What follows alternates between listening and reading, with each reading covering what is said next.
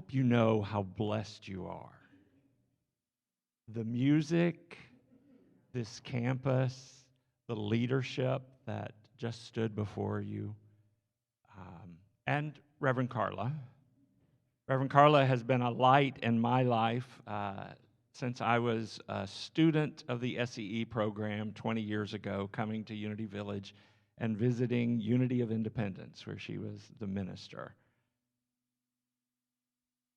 So I want to start this morning just bringing greetings from all of the employees at Unity World Headquarters and from the town of Unity Village, of which I serve as mayor of Unity Village. We are an incorporated township in the state of Missouri, so my mother is very pleased that I'm an elected official.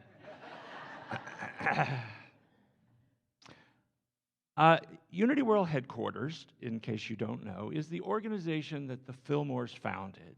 Our legal business name is Unity School of Christianity. The Fillmores had the foresight all those years ago to purchase what was then Unity Farm and is now a 1,200-acre town. It's the home of the Silent Unity Prayer Ministry, over 1.3 million requests for prayer every year. Daily Word and Unity Magazine. We just purchased in December Spirituality and Health Magazine. So lots of exciting things. So I want to invite you, if you can, to stay over, come back at 11:30, have a short video from Reverend Jim, but it talks about all of the ways in which Unity is growing. Not only at the village, but how what we do at the village impacts what you do in the field and hopefully supports the work that you're doing. I want to also acknowledge the gift table out front. There are booklets on healing, on prayer, on finding peace, on facing cancer with faith. It's some of the outreach work that we do in creating these booklets and making them available free to churches to use in their own community. So please stop by the table. We don't plan to take anything home, so take what you like there. So today I want to share a bit about my journey in Unity and offer a different perspective on Palm Sunday for you. In Mark 16:15, and he said to them, "Go into all the world and proclaim the good news to the whole creation." So what is our good news in Unity? As a spiritual movement steeped in prayer and in healing and inspiration, the legacy of Charles and Myrtle Fillmore, what is our gospel? So I'm going to begin this morning with a story that for me captures the heart of Unity and our gospel. It's a story called Acornology. Once upon a time, in a not so far away land, there was a kingdom of acorns beneath a grand oak tree. And since the citizens of this kingdom were westernized, fully modern acorns, they went about their life with a purposeful energy. And since they were midlife baby boomer acorns, they engaged in a lot of self-help courses. There were seminars called Getting All You Can Out of Your Shell. And who would you be without your nutty story? There were woundedness and recovery groups for acorns who had been bruised in their fall from the tree. There were spas for oiling and polishing those shells, and various acornopathic therapies to enhance longevity and well-being. One day, in the midst of this kingdom, there suddenly appeared a naughty little stranger, apparently dropped by a passing bird. He was capless, he was dirty, and he made an immediate negative impression on his fellow acorns. And to make things worse, he stammered out a wild tale. Crouched beneath the mighty oak tree, he said, "We are that." Delusional thinking, obviously, they all thought. But they continued to engage him in conversation. So tell us, how do we become the tree?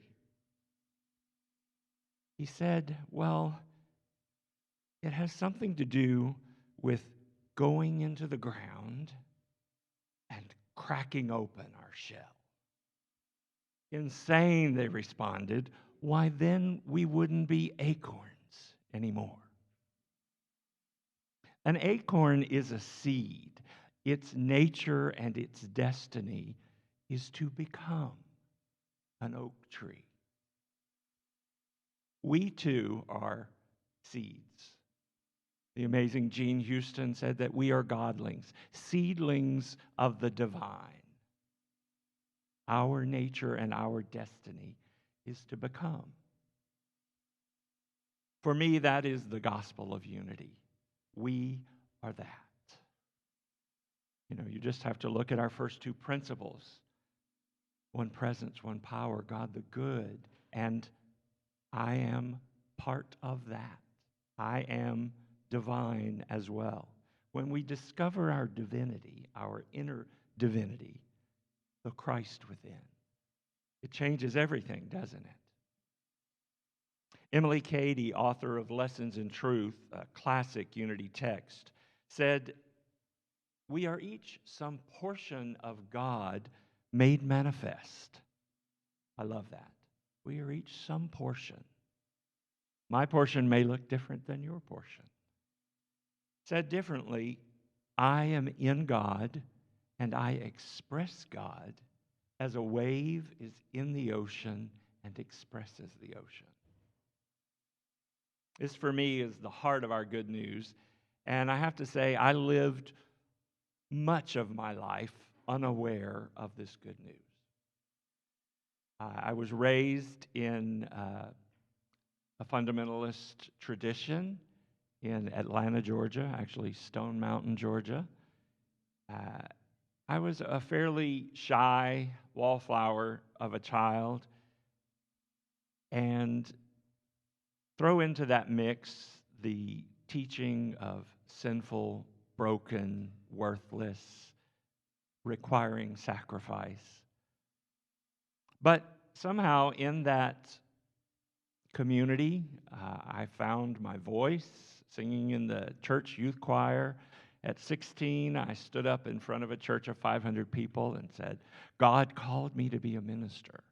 And at age 18, went away to a fundamentalist seminary with Dr. Jerry Falwell, and I was in the original dorm at Liberty Baptist College before it was a university. So over the next 2 years, I immersed myself in that community and felt myself begin to spiral downward into what we would call a dark night of the soul. My father passed when I was 19, just after my first year of college, and the next year was the beginning of true dark night of the soul. I left school, I left church. I said, if you can't love me for who I am, then you've got the wrong guy, God. So I didn't set foot in church for another 22 years until I stumbled across unity. Those 20 years, I was also an active addict. Anytime I built anything wonderful in my life, because I was worthless, because I didn't deserve it, I found a way to soon tear it down. My career was a roller coaster. I had some highs. I worked for Williams-Sonoma in Manhattan for about 5 years, but it was definitely a roller coaster. And in finding the bottom of my barrel, to use a phrase, I ended up eventually homeless on the streets of New York City, running out of friends with sofas or a willingness to support me. And I remember sitting on a park bench one morning, about 4 in the morning, and thinking, clear as a bell, something has to change or you're going to die. And in the very next moment, there has to be something more. So I did what every self-respecting 40-year-old man does. I called my mother, who sent a bus ticket, and a couple of weeks later, I was in Panama City, Florida, with my younger brother, his wife, and my 3-year-old niece. So I went from the streets of New York to hearing a 3-year-old say, "I love you, Uncle Mark," every evening. So it really began to melt my heart and help me begin the process of drying out and looking for something spiritual that fed me, that nurtured me, that saw me. It took 2 years before I was ready to try something. And I saw an article in the newspaper in Panama City for Unity of Panama City that they were having a multimedia choir presentation called Mystical Awakening. And I'm like, So I walked into Unity of Panama City, where Reverend Joanne Duberlet opened the service with, "Whoever you are, wherever you are on your spiritual journey, you are welcome here." I cried through the whole service, everything they did, with the exceptions of standing up and hugging and greeting. What I felt and what I heard that first Sunday in a community very much like this. As I go through the talk, you'll hear echoes of so much of what you've heard this morning. What I saw and felt for me is the heart of, the essence of my good news and the good news in unity. I felt love and acceptance and warmth and a sense of possibility. I heard, "Wherever you are, God is." I heard, "I behold the Christ in you." And I have to admit, the first time I heard that song, I was looking over my shoulder, because that was not the vision that I held for myself. I heard, "You can change your life by changing your thinking." And of course, that first Sunday, I couldn't wrap my mind around everything that I was hearing. But every fiber of my being, my heart said, yes, yes, yes. And I think that's a key point for us in unity. Often what attracts us, attracts new folks to the ministry that we do, to unity, is not at first an attraction to what we believe, but rather people are drawn to the environment created by our 5 principles and what we teach, by the expression of our beliefs, how we live our truth, how we walk our talk. I remember Reverend Joanne saying, "We're not here to tell you what to believe. Here's what we believe. Take what works for you and leave the rest. Take what you can apply practically in your life." And I think, honestly, for me, coming from a fundamentalist tradition, which I can bless and acknowledge as important to my path today, I think the lack of dogma and that individual spiritual freedom that the Fillmores gave us was important, that lack of dogma. Charles Fillmore is famous for saying, "I reserve the right to change my mind based on new information. I'll go to headquarters." Myrtle, now this is from a letter Myrtle wrote to Charles when they were courting. Apparently he had questioned some belief of hers, and she wrote back in the letter, "I am decidedly eclectic in my theology. Is it not my right to be so?" So my time in seminary at Unity Village gave me many new ways of thinking and seeing the world, including a new way of understanding the man Jesus and the Bible. I hope you'll indulge a bit of irreverence here. As a child growing up in the 60s, I can remember the many varied stories that I was told about Jesus. Jesus wanted me to be good, but he got angry with his mother and turned over tables in the temple. I wasn't supposed to smoke or drink, but Jesus could turn water into wine. He hung out with hookers and the riffraff of his day, but I was to choose my friends carefully, and they needed to be good people. He talked back to the Pharisees and other grown-ups, and I knew what happened when I did that.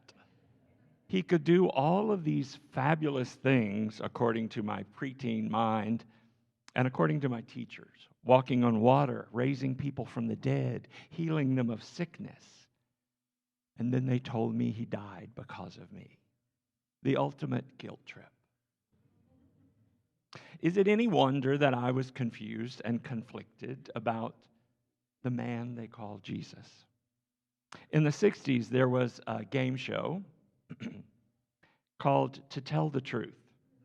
They would have 3 different people up front, all trying to convince the panel that they were who they said they were. All 3 would claim to be the same person. Obviously, they were not. And at the end of the show, the announcer would say, "Would the real please stand up?" Looking back, I think that's how I felt about the man Jesus and what I was taught. I just wanted to say, "Would the real Jesus please stand up?" And now, some 40 years later, I believe I've found answers that challenge and satisfy me. Because of the time and the teachers that I had in seminary, I can clearly see the many faces and portraits of Jesus that the writers in the Bible have painted for us. I can see the different writers' agendas. I can see the brush with which they paint the story of Jesus and the creative vision that they hold for the story that they're telling. You might even say that the real Jesus begins to appear. Today is Palm Sunday, the beginning of what is known in Christianity as Holy Week, the last week of the life of Jesus. If you're a Bible nerd or if you like a good read, I highly recommend the book called The Last Week by Borg and Crossan.